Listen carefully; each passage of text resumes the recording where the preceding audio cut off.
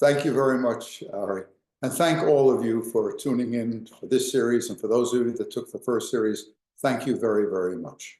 So let's win the war. The Red Army began to push the Germans out. And on June 1st, the Red Army, moving again towards Berlin, crossed the Polish border, the eastern Polish border. And then became, not long after that, in August of 1944, we're talking about one of the most controversial episodes of the war. In August of 1944, as the Red Army was approaching Warsaw, the Polish government in exile ordered the Polish underground. Now, the main Polish underground was called the Armia Krajowa, the Home Army. This was an anti-communist and non-communist underground. This was the largest of all the underground organizations. About 300,000 Polish men and women were in the Armia Krajowa. From London, where the Polish government in exile was located, the orders went out to the Armia Krajowa. We have information, so said London. We have information that the Germans are going to retreat from Warsaw. What we want you to do in the Home Army is to stage a revolt against the Germans as they leave. We want the Home Army, or the Armia Krajowa, to take control of Warsaw before the Russians get there. Because if we do that, we will establish a certain legitimacy for non-communist Poland. That is, people will, the United States, Great Britain, Canada, they will all recognize the Polish government in exile in London as the legitimate government of Poland. So where is the controversy?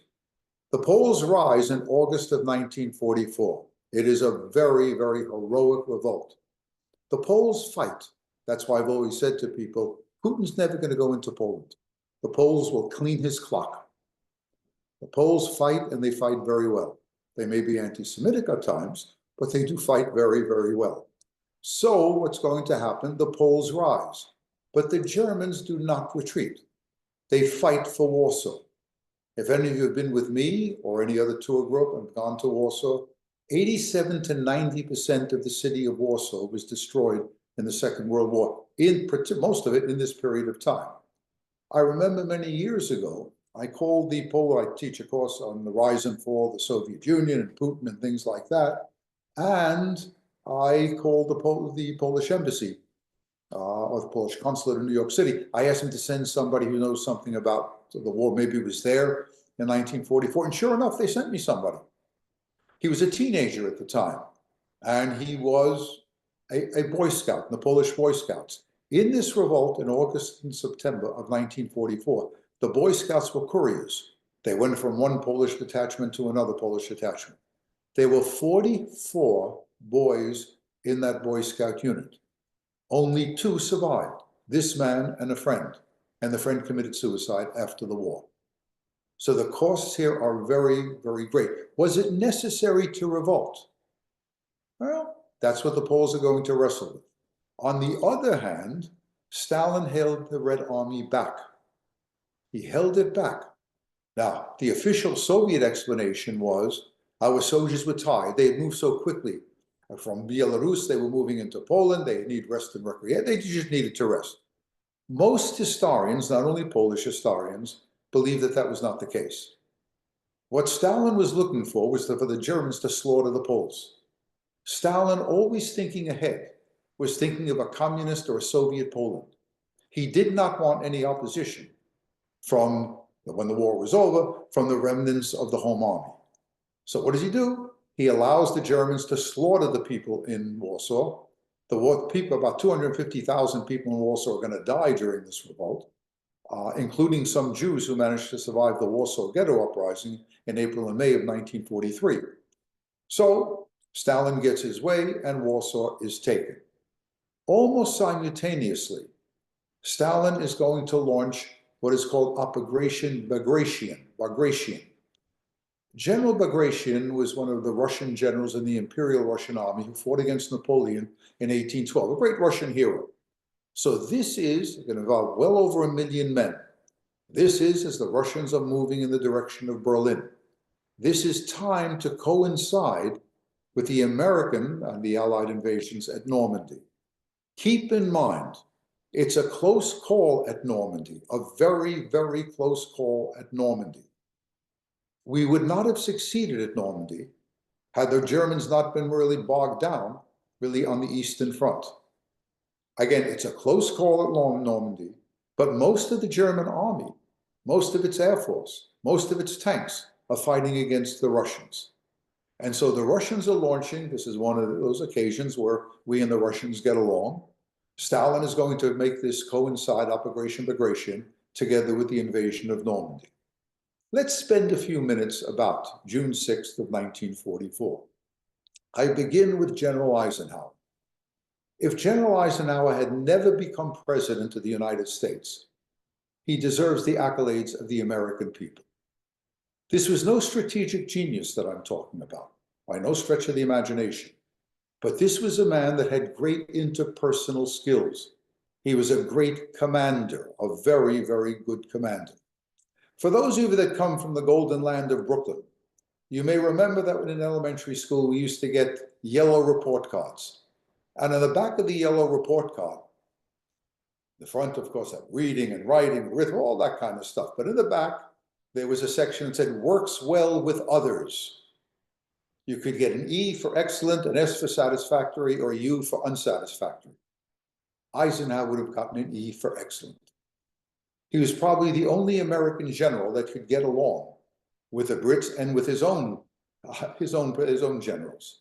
There were two prima donnas in World War II on the Allied side. One was our prima donna, General Patton, and the other was Bernard Law Montgomery on the British side. Very, very difficult men. Nobody could have handled them better than Eisenhower. I would also tell you that Eisenhower was drinking 16 cups of coffee before June 6th of 1944. 16 cups of coffee and a chain smoker. We are lucky that he didn't have a stroke, lucky that he didn't get sick. So now look at this from the German side. Everybody knows that there's going to be an invasion of France. The only question is when. Everybody knows late spring or summer, and where is it going to be? The German dilemma is to prepare, but the Germans are aware of the old adage: he who defends everywhere defends nowhere. You can't defend everywhere. You simply don't have the manpower. You don't have the resources to do it. So you got to pick your shots. Normandy is thought of as a possible invasion site, but really not. From the German side, it's not the most likely because it's too far across the English Channel. The most likely part, or the most likely invasion point, is the Port de Calais, actually somewhat north of that. And there, of course, the Germans are going to have their heaviest defenses. So what's going to happen here is the Germans prepare for, that's the shortest point across from London or across from England to the coast of France. That's where the Germans think the invasion is coming. And they are, let us say, deluded in a certain sense. That's probably not the right word. They fall for an American trick. Remember what I said to you the last time. The only general that the Germans respected on the American side was General Patton. But Patton had ticked off Eisenhower. Remember, we spoke about that. He had slapped a soldier in Sicily. Again, and all the newspapers picked that up. Eisenhower was furious. And one of the manifestations of his fury, he was not going to allow Patton to participate in the Normandy invasion. Instead, Patton was given a dummy army, not far from London, not far from the Point de Calais. And the dummy army had tanks that were made out of rubber, and there was even false radio traffic. And the Germans thought that if Patton is there, it's going to be at the Point de Calais. They didn't understand that this was a decoy. This is the most successful decoy, probably, of the Second World War. In the meantime, it is no mean trick to cross the English Channel with what eventually will be well over 1 million men, well over 2 million men. And here, British and American engineering really is superb. By that, I mean they are going to build the mulberries. These are the artificial ports that are going to be taken to Normandy. They're going to be towed across. And if you ever get to Omaha Beach, let me take an aside here. Again, I'm not a travel agent, but I'm telling you, whether you come with me, you come with anybody else. Every Jew, once in his or her lifetime, should go to Jerusalem and stand at the wall. Every American should go to Omaha Beach. When you go to that beach and you go to Point de Hoc, where the ranges went up at a 90-degree angle under withering German fire, and then you go up and see that beautiful cemetery, those waves of crosses, an occasional Jewish star, then you know what the war was all about. So on the Allied side, you got to take those mulberries. It's a tremendous engineering feat. And then again, what do you do about the weather? The most important decision that General Eisenhower ever made in his life was to launch the invasion on June 6th of 1944. They were supposed to land on June 5th, but the weather was bad. The initial, let's say, probability is that it's going to be bad for another 2 weeks. But someone gets a break. Someone finds out that there's going to be a brief window of opportunity. The weather will not be bad on the night of June 5th and the morning of June 6th. Eisenhower makes the call.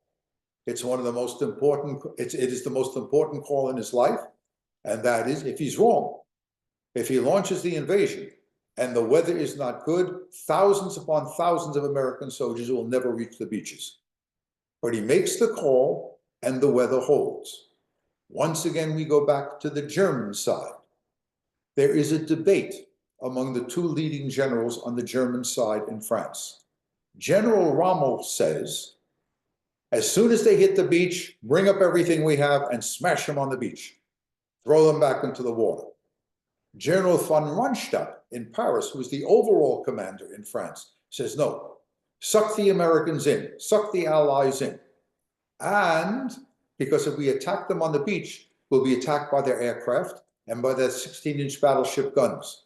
Draw them in and then throw everything at them. Well, as usual in the case when you have a debate, what do you get? You get a half-assed solution. Some of the Panzer divisions will be hurled at the beach, and some of them will be held back. That's a mistake. Rommel was right. They should have thrown everything they had, and because it's a close call, even with half of them there, it would be really problematic if the Allies could have established a beachhead. Also, what did our parents tell you? If you don't have mazel, you're dead in the water. The Allies had mazel. They had it in a number of ways. One, it was Rommel's wife's birthday. He's going back to Germany. He's not there on June 6th of 1944. That's important. And the other is, I can't criticize Hitler for this, since I'm a night person and I sleep late, Hitler is sleeping. The invasion takes place, it really begins with an airborne attack on the night of, let's say, June 5th and June 6th. Hitler's sleeping. Nobody's got the chutzpah to give him a call, because he's the one that should make the decisions on where you move the German soldiers. Rommel's not there, and even Rommel would have to ask Hitler, but Hitler's snoozing. And the result is going to be German generals delayed to a certain time, make decisions that are not correct. In addition to that, the Allies are lucky in another way. The invasion on June 6th is preceded by an airborne invasion. The 82nd Airborne, the 101st Airborne, they participate.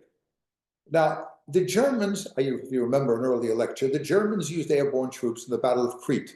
They said this was the best thing since sliced bread. But in their private correspondence, when they got together, when generals talked, it was a catastrophe. The soldiers, the paratroopers were thrown off the beach, the air threw them in different places. They ended up, some of them drowned in the water, and so on. But everybody thought airborne was the way to go. Airborne was the way to go for the Allies, because the wind did blow them off. They did blow the paratroopers off, but that had the effect of confusing the Germans. They didn't know where the invasion was going to be, because these paratroopers were blown from one part of France to the other part of France, one part of Brittany to the other part of Brittany. If you get a chance, of course, Saving Private Ryan is probably the best dealing with June 6th of 1944, but The Longest Day, in terms of strategy and tactics, is still the best film. And you can see what happened when some of the paratroopers landed at one of the French towns and so on. In any event, it's a very close call, again, on Omaha Beach for the soldiers who land, on Omaha. But in fact, by 10:30, General Omar Bradley, receiving news from what is happening on Omaha, is preparing to take the American forces off. He's preparing to withdraw since the casualties were so heavy. But again, bravery, there's no substitute for bravery and courage and innovation. The lieutenants and captains are killed. But incidentally, life expectancy for an American lieutenant after Normandy is 3 weeks' time. Lieutenants and captains are killed, and who's going to win the day are the non-commissioned people, particularly the sergeants. They take the high ground. It is a bloody mess. 2,500 American soldiers are going to die that morning. But they do take the high ground and they move in. In fact, they are moving in, eventually once they get the beachhead, they're moving in quite rapidly. So rapidly, in fact, that by the time you get to July and August and September of 1944, victory fever influence or affects American generals. They think the Germans are done. They think the Germans are all they're going to be destroyed. The war's going to be over before Christmas. And that's going to lead to something else. Victory fever or victory euphoria leads American generals, including Eisenhower, really not to pay attention what's coming from ultra. Ultra, remember, that's the breaking, Enigma, ultra, this is the breaking of the German code. And ultra has picked up a lot of German activity in the Ardennes forest. The Ardennes forest is in Belgium, Luxembourg, and in France. So the Ardennes forest, the ultra is picking up a lot of information about German radio traffic. The Germans are talking about moving large numbers of soldiers. But nobody takes that seriously. They just don't take it seriously. They should have taken it seriously because on December 16th of 1944, the Germans launch a counteroffensive. This is going to be the Battle of the Bulge. Now let me I go to the side to tell you one of the things about, I've led these trips, these Jewish heritage trips all over the world, and people ask me, do you see the same people? The answer is I do. See the same sites, see the same people. So what do you learn? What I learn is from the Americans who come along with me. So there I am on a trip, again, this is in Eastern Europe. And there's a guy there, a doctor from Tulsa. He had been born and brought, he was 18 years old, he's telling me. I'm from Brooklyn, he says, and I land at the Normandy beach. I land at Omaha Beach 3 weeks after June 6th. 3 weeks after June 6th. The Germans are surrendering, and they're raising their hands like this, saying, nicht schießen, nicht schießen. Don't shoot, don't shoot. We're taking thousands of German prisoners, but we are not encircling a German army. Remember, I told you this the last time. No German army was ever encircled as a result of our incompetence and German military skill. And an army that is not encircled is going to fight another day. So you got the Germans retreating, but you got the people in the Ardennes forest. This guy is telling me, I'm 18 years old. I write to my father in Brooklyn and I said, Pop, I'm going to be home by Christmas. Tell Mom not to worry. Comes Christmas, he's up in the Bulge. The Germans have overridden his position. He's in a French farmhouse. He tells me this story and I tell it to the students. It has a comical aspect to it, believe it or not. He says, I'm with 4 other 18-year-olds, and we're in a basement in a French village house, in a hut. We're in the basement, hear the Germans walking above. And the Germans know where they were down there. He opens up the door, the German officer opens up the door to the basement, and he knows where. He says, you don't come out, so in good English, you don't come out, we're gonna throw grenades down there. He says, I've never been so scared in my life. We all come up. There are 4 of us, 4 or 5 of us there. We're all 18, but I'm the only Jew. And I see that it's a Waffen-SS unit. And it says Hebrew on my dog tags. I'm a dead man. one of the Americans is so frightened, and we raise our hands like this, but instead of saying "Nishisen, Nishisen," which means do not shoot, the American is so frightened, he says "Nisheisen, Nisheisen," which means do not shit, do not shit. The Germans look at them. This is the best that America has. These assholes don't deserve a bullet, send them to the rear. That's how his life was saved. So, again, we go at Normandy, moving inland, but it's not a piece of cake. It's not only the Bulge. 19,000 American soldiers are going to die in the Battle of the Bulge. But American soldiers are going to die everywhere. They're going to die in the Battle of the Hurtgen Forest in September of 1944. The Germans are very good. Not the best officers in the American Army are conducting this battle. And then, of course, there's Operation Market Garden. That is an attempt by General Montgomery, who was always slow on the offense. Montgomery was always slow on the offense. In fact, more history than you ever wanted to know. Had General Patton been in charge of, let us say, the left wing, the left flank, Patton would have taken Amsterdam. And he would have taken Amsterdam by August of 1944, and Anne Frank would not have been taken.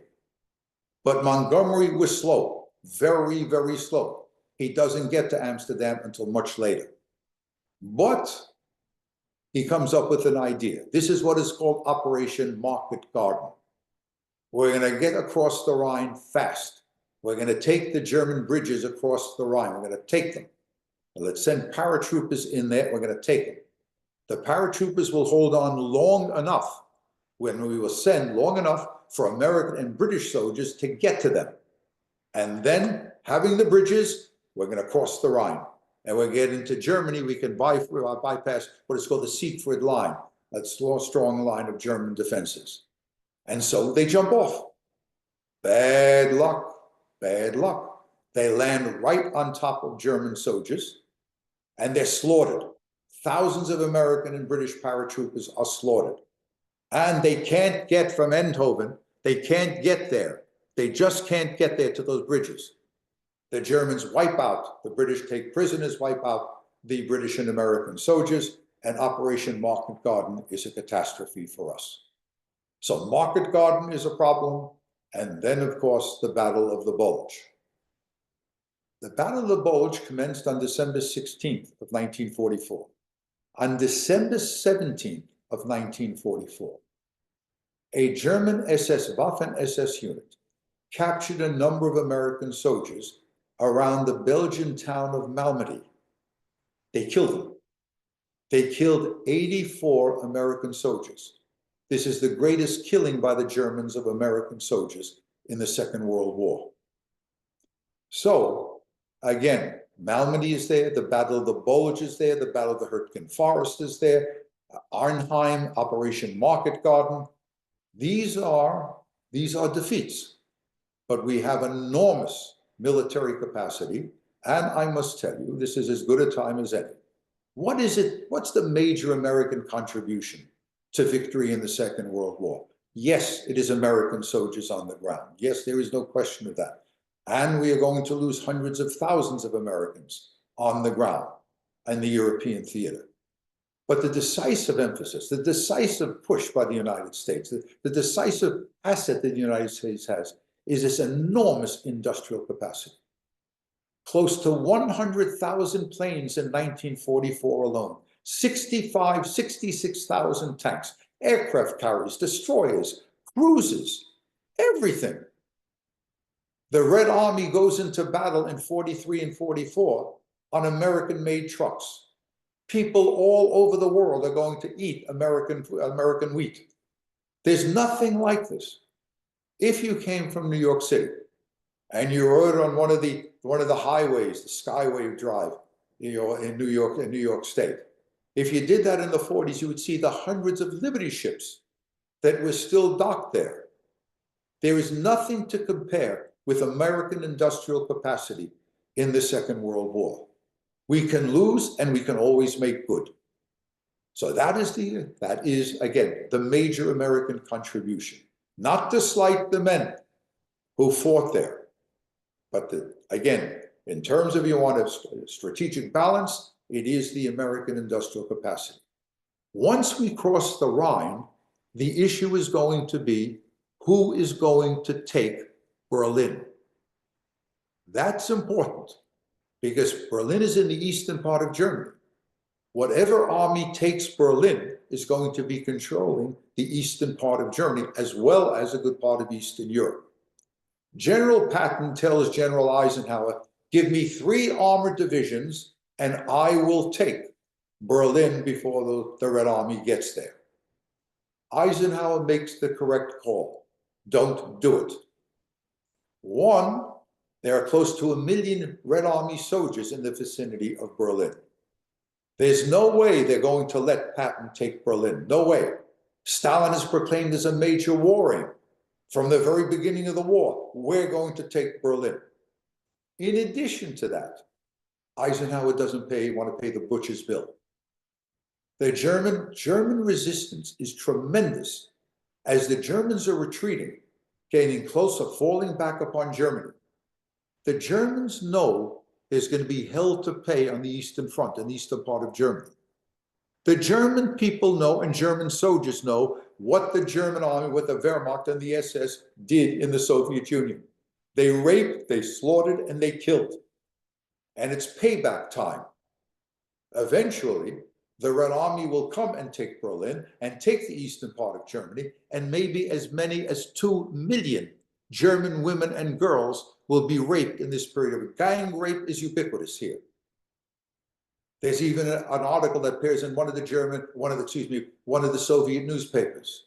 Pay them back, father for father, mother for mother, daughter for daughter, son for son. Pay those German bastards back for what they have done to us. And German soldiers know that. The German people know that. And there's a good deal of guilt on the German side. We now have memoir literature, we know the Gestapo records. Many Germans are beginning to think we got what we deserved. It's what we did to the Jews. They're actually saying that. It's what we did to the Jews. That's why our cities are being bombed. That's why we're paying such a heavy price. What it means is that the German army's resistance is ferocious. There's no collapse of the German army in 1945, as there was, remember we spoke about this in the first series, as it was a collapse in 1918. The German army does not collapse in 1945. What the Germans are doing is playing for time. They're giving their people, particularly those in the eastern part of Germany, time to flee from Eastern Germany to Western Germany, to be taken by the Americans, the Canadians, and the Brits, rather than to be taken by the Red Army. So the resistance is fierce. Eisenhower knows this. He doesn't want to squander American blood. In addition, to tell you, he's right. It will cost the Red Army at least the Soviet official figures, which are always understated. It will cost in the Battle of Berlin, only in the Battle of Berlin, it will cost the Russians 80,000 dead. 80,000 dead in one battle. It's house to house and street to street. The Germans are fighting ferociously here in order to play for time. So Eisenhower is right. He's also right in another way. What I did not tell you, now we have to go back. On February, let's say February 4th to 11th of 1945, the big three met for the last time. Roosevelt, Churchill, and Stalin. They're meeting for the last time. What they're doing, among other things, is divvying up Europe. Now, what's going to happen at Yalta? This is the Yalta Conference, famous and infamous, depending upon your point of view.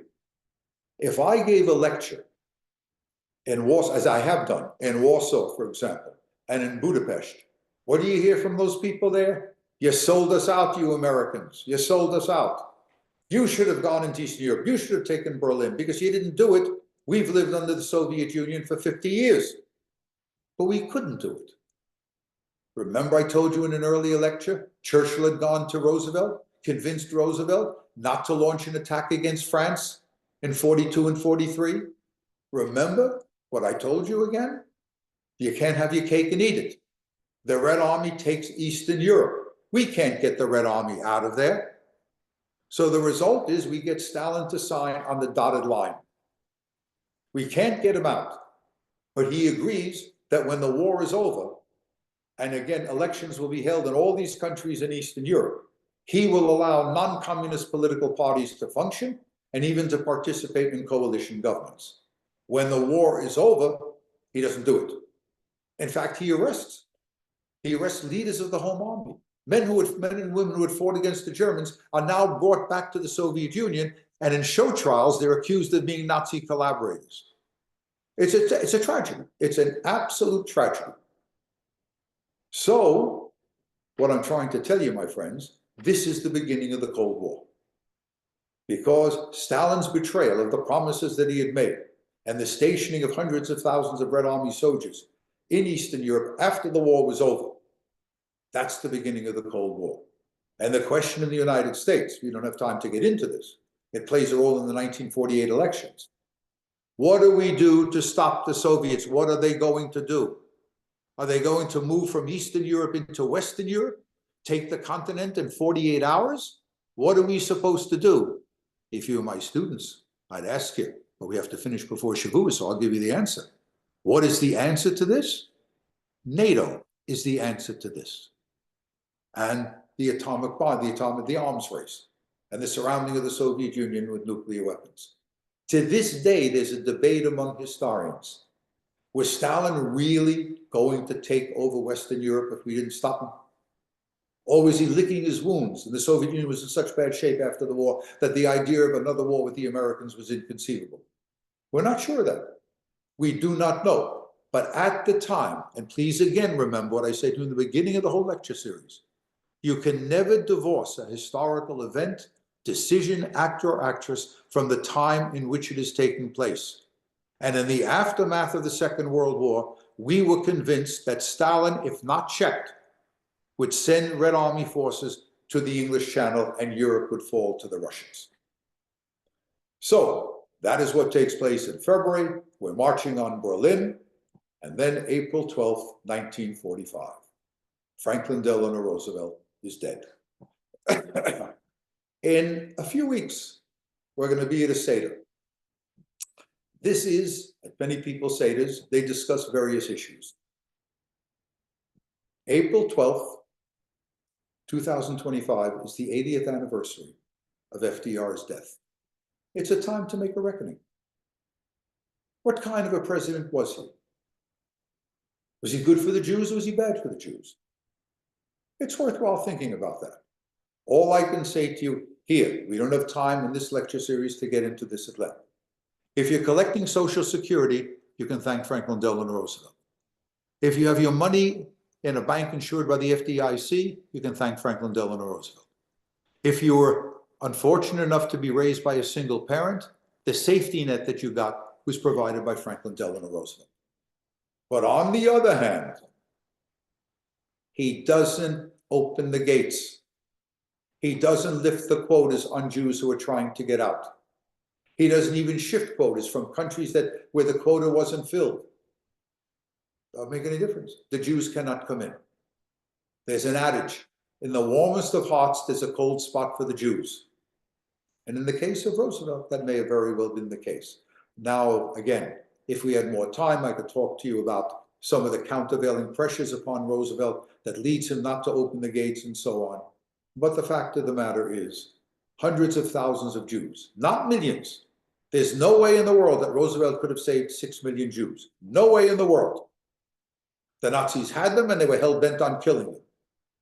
But tens of thousands and perhaps several 100,000 Jews could have been saved by the United States had Roosevelt opened the gates, lifted the quotas, put pressure on other countries to take Jews, and provided money for underground units. And underground, that is, for Jews who are trying to hide out. If money could be given by the underground to these people, then in fact more people would have been saved. So, May 7th, May 8th, the war is over. Now we shift over to the Pacific. And here things are going to be, again, they're going to be heating up. Guadalcanal, Tarawa, Tinian, Peleliu, we're moving up. The Pacific is divided by, that is the chiefs of staff, have divided the Pacific. One part of the Pacific is under the control of Admiral Nimitz in the Navy. The other is under the control of General Douglas MacArthur. MacArthur, too, was a piece of work. Historians are not kind, military historians are not kind to General MacArthur now. He's not considered to be a great general in the Second World War.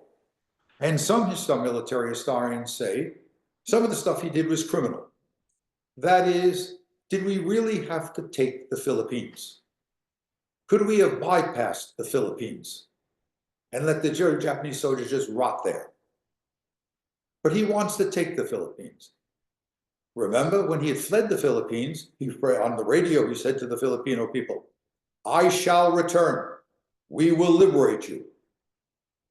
And he's determined to do it. He tells Roosevelt, "We have a moral obligation to the Filipinos. We have to take it back." And so we proceed to make war against the Japanese in the Philippines. There are two crucial battles in the Battle for the Philippines. One is the battle in October of 1944. That's the Battle of Leyte Gulf. Sorry, Leyte. This is the greatest naval battle in history. The greatest naval battle in history. More ships on both sides than anything has ever taken place before. It may also have been the last great surface battle. Although the aircraft carriers are important, and air power is very, very significant in the Battle of Leyte Gulf, there's also, again, a great deal of, let's say, surface fighting as well. It's a very controversial battle, Leyte Gulf, for a number of reasons. On the American side, Admiral Halsey fell for a Japanese decoy and left part of the fleet exposed. On the Japanese side, Admiral Kurita, who has a victory against one part of the American fleet, turns out to be very timid and doesn't really pursue. He could have really wreaked havoc upon one section of the American fleet. He chooses not to do so.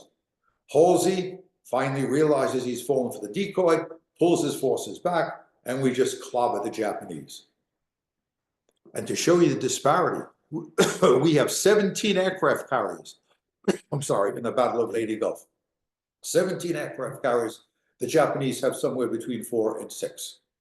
And remember, whatever we lose, we can make good. The Japanese cannot make it good. And so the Philippines fall. 16,000 American soldiers are going to die in the Battle of Leyte Gulf. Also at Leyte Gulf, something else happens. The Japanese are up against the wall. They cannot match the Americans. I'm sorry. And please keep in mind, remember, 1 million Japanese soldiers are still in China. That's more soldiers than the Japanese have on their islands. So Japanese soldiers are tied down in China. The Japanese generals know that the war is lost. What they want to do is to make the Americans pay a heavy price. Bleed the Americans white so we can get the best peace terms that we can possibly get. And so, for the first time in the Battle of Leyte Gulf, a new weapon appears, the kamikazes, the suicide bombers. And they are very, very effective. We know in our time how difficult it is to stop someone who is not worried about extricating himself, but is prepared to commit suicide. When you are prepared to commit suicide in a military sense, it is very, very difficult to stop anybody. We've learned that from suicide bombers, both in our country and other places as well. So, it occurs at the Battle of Leyte Gulf. Then, after the Battle of Leyte Gulf, moving into 1945, a number of things are going to happen. One, there's an island, an obscure island in the Pacific, not far from Japan. We are bombing the hell out of Japan. But American bombers, sometimes if they're hit, and sometimes when they're not hit, American bombers have to ditch into the sea. It is believed if we can take this island, this will be a place where American planes B-29s, B-17s, American planes that have run out of fuel or have been hit can land in this island and American lives will be saved. That's the island of Iwo Jima. And so, in February of 1945, we landed Iwo Jima. Again, military historians question, was it necessary to take Iwo Jima? Now, it's easy in retrospect to question it, because you know the casualties. We will lose 7,100 men in Iwo Jima. 7,100 men will die in an island that is very, very small. Does it save American pilots? The answer is yes. But if you want to do a cost-benefit analysis, for sure, we didn't save anywhere near 7,100 men. I'm sorry. Then, following Iwo Jima, we go to Okinawa. This is the bloodiest battle for American soldiers in the Pacific. Here, the kamikazes are very effective. We will lose 12,200 men for the Battle of Okinawa. 12,200 men. Close to 5,000, American people are not told this, close to 5,000 of them will be killed on ships because they're attacked by the kamikazes. It's what happens at Okinawa that's going to lead to the debate and the eventual conclusion to drop the atomic bomb.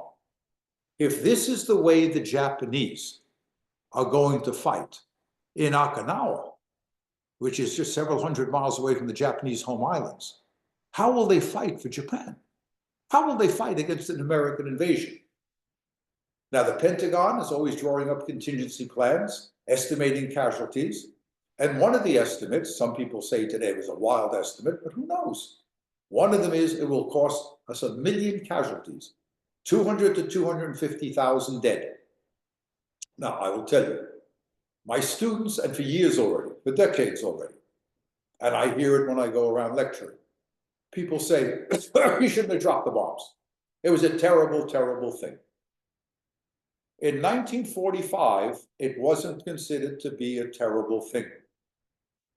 Now, let me set the background for this. The draft call in December of 1944 was for 500,000 American men.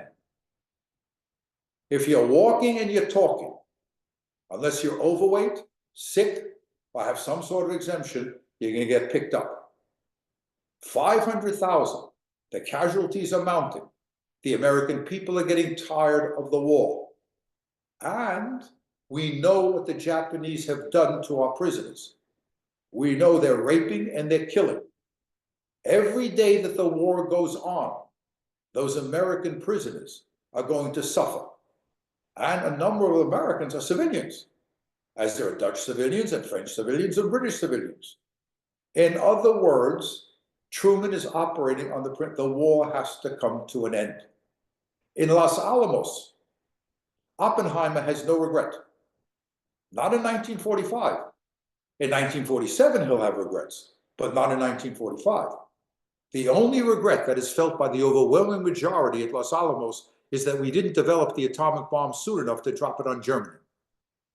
And in fact, here I date myself. I may have said this to you before. I said it, I gave a lecture the other day and I mentioned it.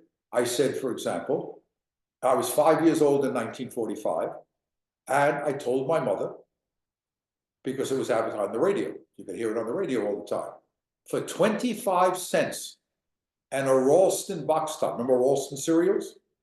For 25 cents and a Ralston box top from a cereal. And if you sent it in, the box top and the 25 cents, to Battle Creek, Michigan, where all the cereals were made, you could get an atomic bomb ring. I had an atomic bomb ring. And when you opened the top of it, you saw the mushroom cloud. And ask if you can find, they're dying by the thousands each day, if you can find someone who was in the army in 1945, for these men, there is no debate whatsoever about whether we should drop the bomb or not. Because if we didn't drop the bomb and the war went on, they were going to land on Japanese soil. Now, Admiral Nimitz in the Navy said, we don't have to bomb them. We don't have to, in fact. We don't have to land. We don't even drop we don't have to drop an atomic bomb. What we'll do is blockade Japan. We'll blockade Japan. Remember I told you the last week. The most effective sector or part of the American Armed Forces was the American Navy. It is immensely, it's tremendously successful. We knock out the Japanese fleet, we knock out the Japanese merchant marine, we are blockading Japan. And the Nimitz says, you blockade Japan, and for 2 years, millions of the Japanese will starve, they'll die, and then we'll walk in. And then there are people who say, maybe we should, let's say, have a demonstration. We'll inform the Japanese we have a weapon, and we'll drop the weapon on an uninhabited island. The Japanese will see this, and they'll surely surrender. Maybe. Suppose it doesn't work. It worked in New Mexico when they put it on a tower. But if they drop it from a plane, will it really work? Nobody knows for sure. In the meantime, the Japanese are resisting any attempt to surrender, any peace terms that we are giving them. The Japanese are prepared to fight on. Now, this is a debate. There are many books that deal with this. And there is even a revisionist history, or a group of revisionist historians that say, you know, we didn't drop the bomb on Japan, on Hiroshima and Nagasaki to bring the war to an end. This was a warning. We dropped the bomb to warn the Soviet Union, because the Soviet Union, again, was betraying the promises that it had made at Yalta. This is a warning, say some revisionist historians. This is a warning to the Soviet Union. If you don't get out of Eastern Europe, we'll nuke the hell out of you. Now, that is a matter of concern. If you look at the documentation, what the Soviets are doing in Eastern Europe is a matter of concern, and some people are saying, yeah, we hope that the dropping the atomic bomb will warn the Russians off and will make concessions. But there is no doubt, most historians are convinced, and I am convinced, the overwhelming reason for the dropping of the bombings on Hiroshima and Nagasaki, the overwhelming reason for that is the defeat of Japan. And Japan would not have surrendered. The evidence here, I think, is conclusive. Japan would not have surrendered had we not dropped the bombs on Hiroshima and Nagasaki. But remember, again, I come back to this. Whether or not Stalin was going to invade the rest of Europe, whether or not the Japanese were going to surrender, in a way is irrelevant.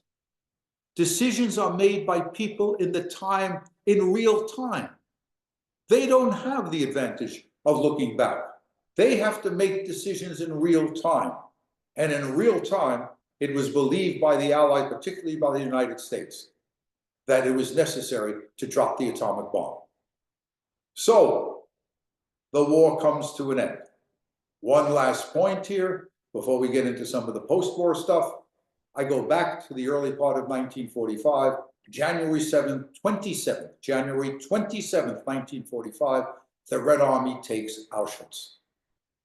The initial response, when American correspondents who were attached, that is, to the Red Army, there were some American correspondents attached to the Red Army, and they report what they have seen in other concentration camps that have been liberated by the Red Army. They're not believed.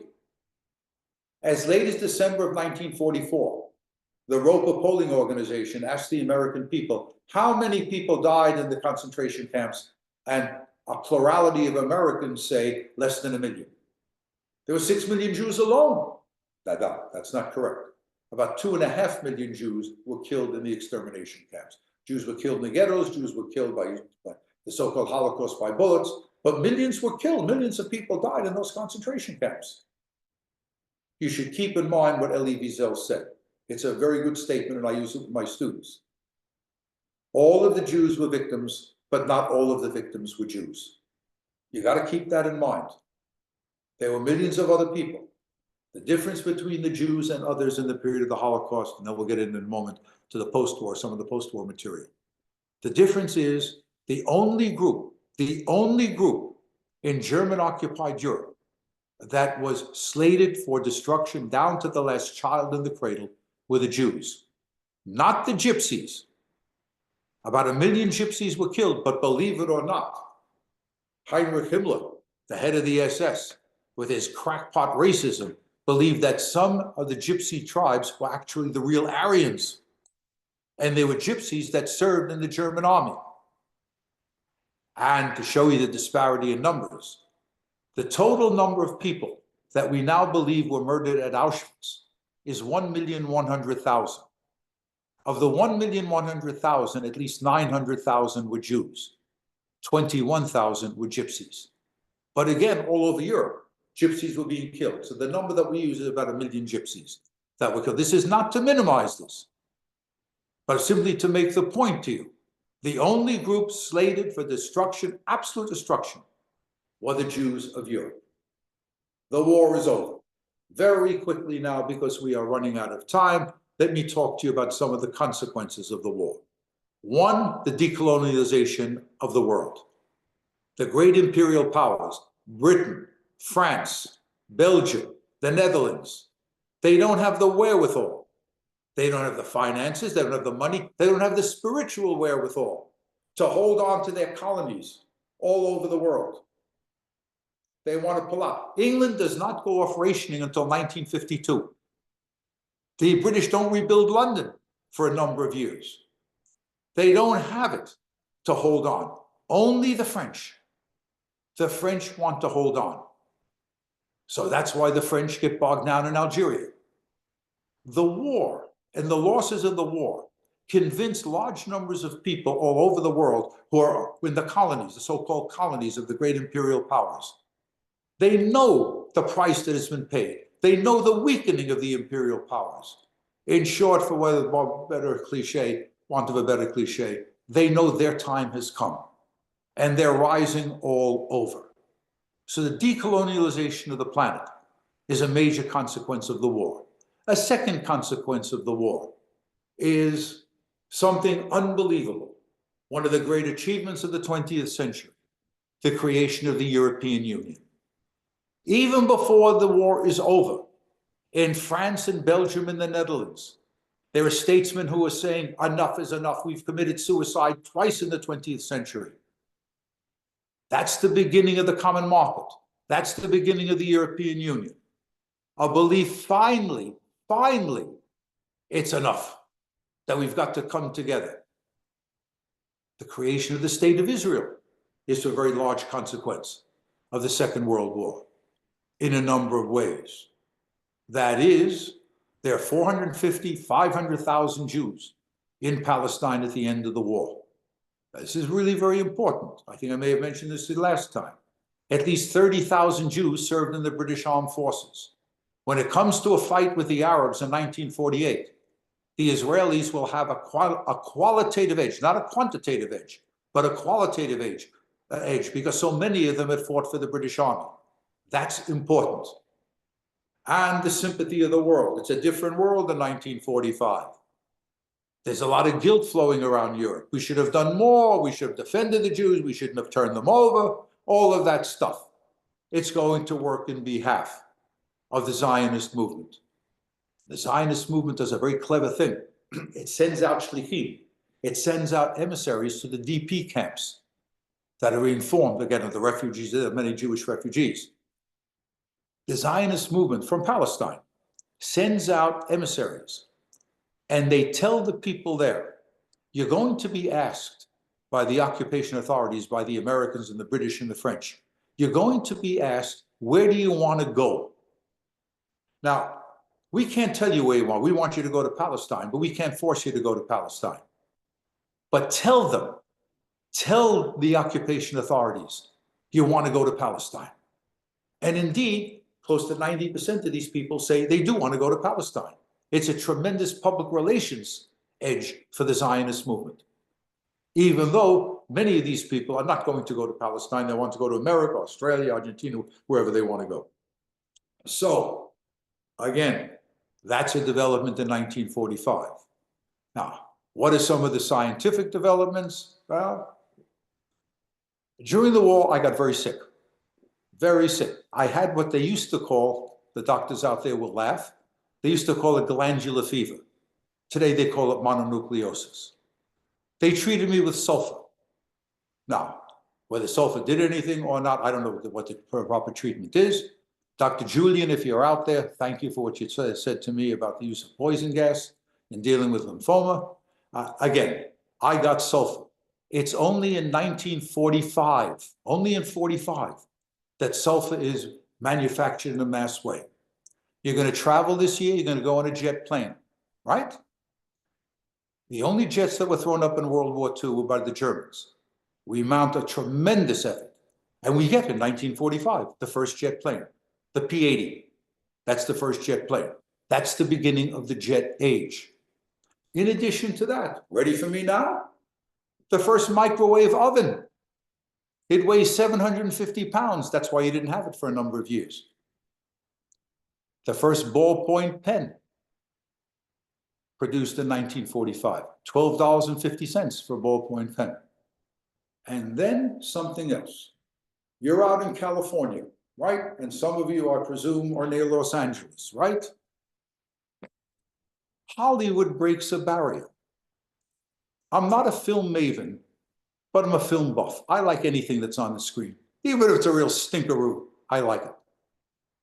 And I've seen many of the films that were made in 1945. The most famous of them, The Bells of St. Mary, for example. Going My Way, both with Bing Crosby. Very, very good films. But there was a film that was produced in 1945 that was seen by 175 million people around the world.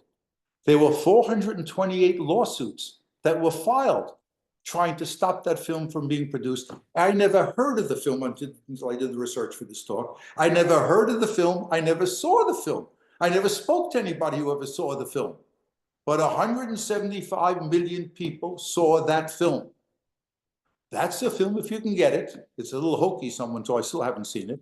It's a film called Mom and Dad. Mom and Dad, in which the film is about an American woman, young American woman, who has sexual intercourse with, I think, a pilot. He leaves her, and the film deals with premarital sex, venereal disease, and the raising of a child by a single-parent family. Hollywood never touched that. That's a breaking of the barrier. But to show you that there were limits, the war was unshackling everything. People were doing things that they had never had done before, but there were still limits in Hollywood. In 1946, a film, I'm going after the war just to make the point to you, 46, 47, Hollywood finally deals with the issue of anti-Semitism. Finally with the issue of anti-Semitism. All those Jewish moguls out there in Hollywood, these guys wouldn't touch anti-Semitism. It's too Jewish, they don't want to touch it. They'll talk about Nazis, but never talk about the Jews. So, in 46 and 47, they suddenly decide it's un-American to be an anti-Semite. So you get two films. One you all have seen, I assume, Gentleman's Agreement with Gregory Peck. Everybody has seen Gentleman's Agreement. Hey, we love it, right? We all love Gentleman's Agreement.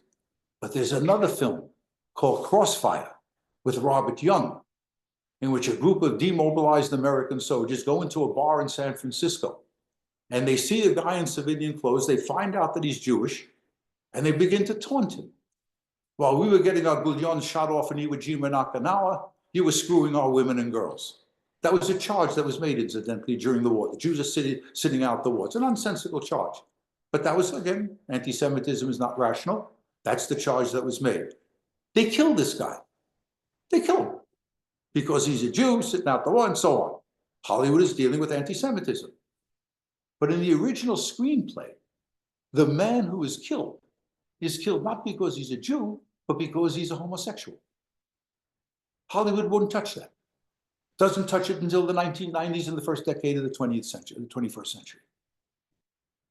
So the war is changing everything. The war, remember I said this to you when I dealt with World War I, at the end of World War I. Again, war is the midwife of change. It changes everything. And World War II has left an indelible imprint upon the psyche of billions of people. It changed the geopolitical nature of society, changed the entire map. You cannot talk about the 20th century unless you factor in both world wars. So, my friends, enough is enough, right? Chag Pesach Sameach.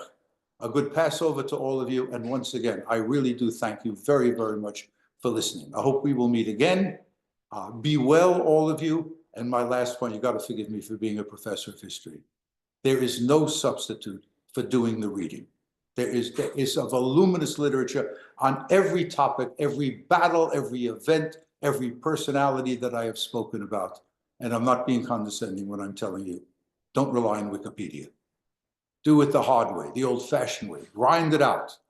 The literature is tremendous. And also, I think I said this to you before, never in my wildest imagination, for the first 30 years, and I'm teaching 57 years at Union College, that I ever think I would tell people to watch television. There is so much good stuff on television, on World War I, World War II, the Holocaust, the Cold War, the post-World War II period, all the social, economic, and political changes.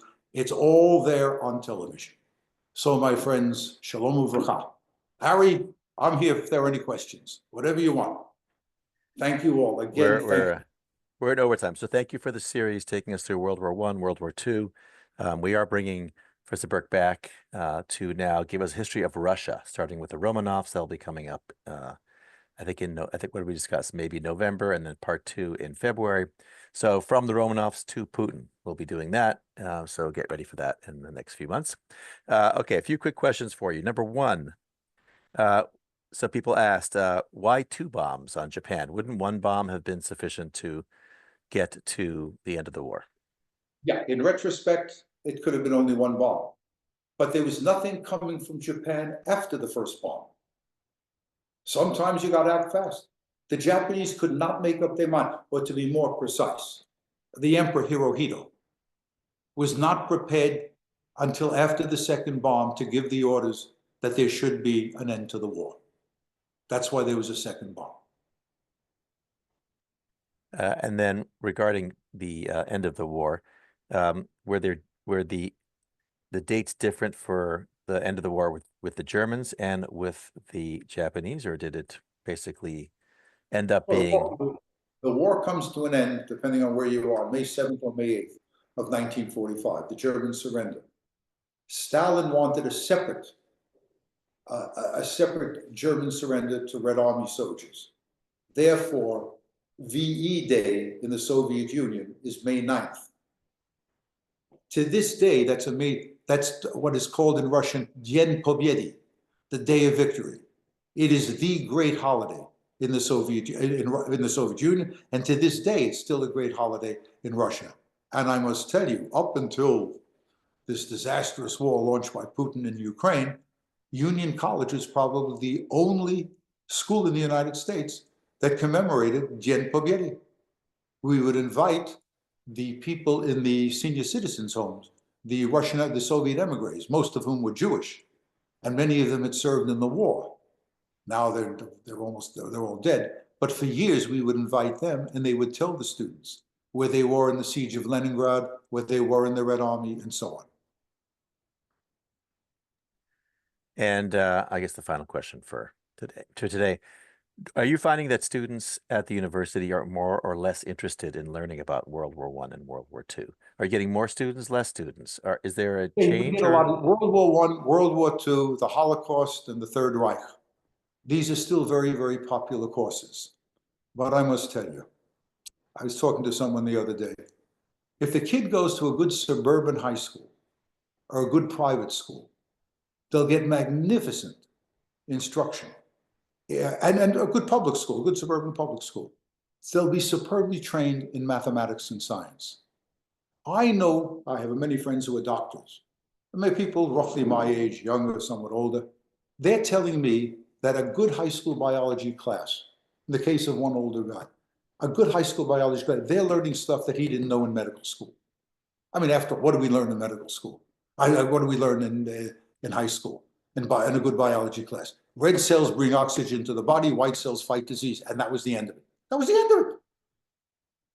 It's another world out there. But when it comes to history, we're not doing a good job.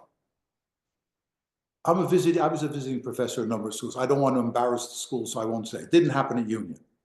There I am teaching a World War II class, and a boy says, Professor Berk, you gave me a lot of material, and I'm a little confused. I said, maybe I can help you. How can I resolve your confusion? Listen to his question. Listen to his question. What side was Japan on in World War II? This is at a good school. A good school. I almost dropped dead when I heard that. But I said, somewhere along the line, we failed you. People don't know. The kids just don't know a good deal of history. I'm somewhat sympathetic to it. I didn't give the kid a rough time. I really didn't. You know what? I have a wonderful job. Union College is a good school. We have good students, a very old school founded in 1795. But there's one thing, it's not a problem if you teach mathematics, science, or engineering. Union is the first school in the United States to have engineering and liberal arts on the same campus. It's not a problem for them. But in the social sciences and the humanities, it's a problem. You know what the problem is? Every year I get 1 year older. And these damn kids, they're always between 17 and 22. Drives me bats. They don't know anything. The things that shaped our lives. The Second World War, the Holocaust, the creation of the State of Israel, the Vietnam War, the Civil Rights Movement. They know nothing. Absolutely nothing. So that's the problem. I get 1 year, each year I get 1 year older. You know what the kids know about? They know about 9/11. Even those who were born after 9/11. That's what they know. That's the most salient event of their lifetime and even before their lifetime. But anything before that, they don't know. That's my job. That's your job. To make the new generation know what had happened. Again, thank you all very much. Thank you, Ari. Shalom uvracha, and a good Passover to all of you. And for those of you who observe Easter, a good holiday to you as well. Bye-bye. Thank you all. Thank you, Professor Berk. Thank you all for joining us. We look forward to having Professor Berk back.